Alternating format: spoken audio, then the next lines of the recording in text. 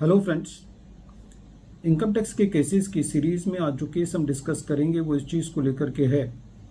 कि यदि एसएससी का केस एक जगह से दूसरी जगह सेक्शन 127 सबसेक्शन 2 के ऑर्डर के द्वारा कर दिया जाता है, लेकिन एसएससी का पैन अभी ट्रांसफ़र नहीं किया जाता, तो क्या सेक्शन 127 सबसेक्शन 2 का ऑर्डर पास करने के बाद वो असेसिंग ऑफिसर एसएससी को सेक्शन 148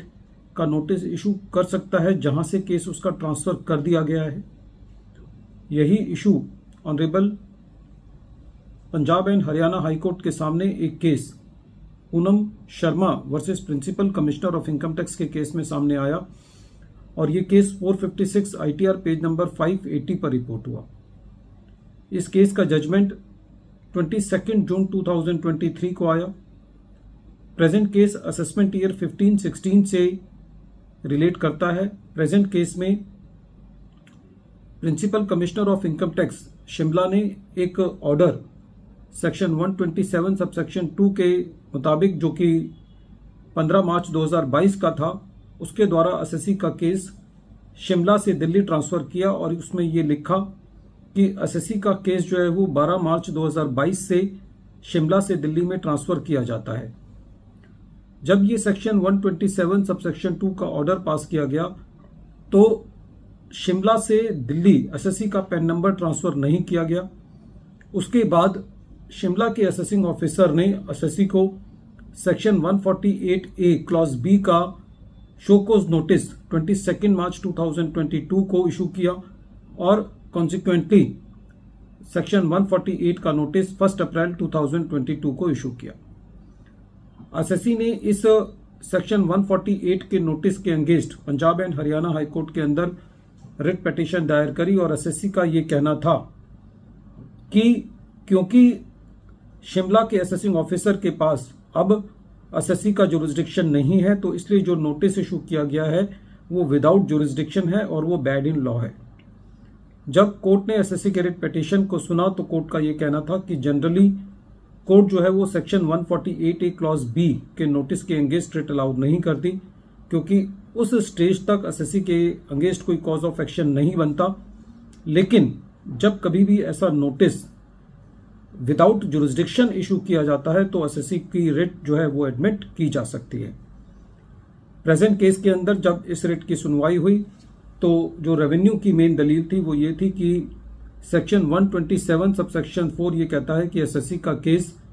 कभी भी एक जगह से दूसरी जगह ट्रांसफर किया जा सकता है। लेकिन इस पर कोर्ट का ये कहना था कि एक बार यदि शिमला से एसएससी का पैन नंबर सेक्शन 127 सबसेक्शन 2 के ऑर्डर के द्वारा एसएससी का केस ट्रांसफर कर दिया गया है, तो फिर शिमला के असेसिंग ऑफिसर के पास इस केस का नोटिस इशू करने की जो पावर थी वो नहीं थी, जुरिस्डिक्शन नहीं थी। सेकेंडली, रेवेन्यू का ये कहना था कि क्योंकि केस तो 127 सबसेक्शन 2 के द्वारा ट्रांसफर कर दिया गया है, क्योंकि एसएससी का पैन नंबर अभी ट्रांसफर नहीं हुआ है, तो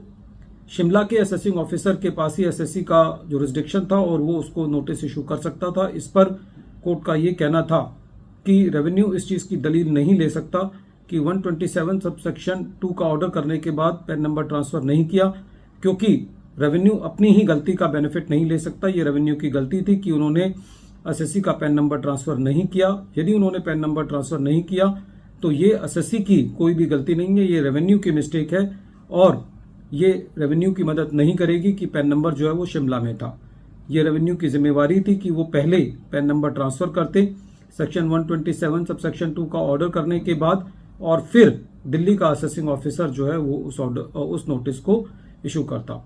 प्रेजेंट केस में Punjab and Haryana high court ने सेक्शन 148 के नोटिस को क्वेश किया, फर्दर प्रोसीडिंग्स को पे रोक लगाई और ये कहा कि यदि एज पर लॉ रेवेन्यू ये चाहता है कि एसएससी को नोटिस इशू करे सेक्शन 148 का, तो दिल्ली का assessing officer if the time permits SSC को नोटिस इशू कर सकता है। तो इस तरीके से इस केस में ये चीज बिल्कुल क्लियर है कि जब तक एसएससी का केस के जुरिस्डिक्शन किसी असेसिंग ऑफिसर के पास नहीं है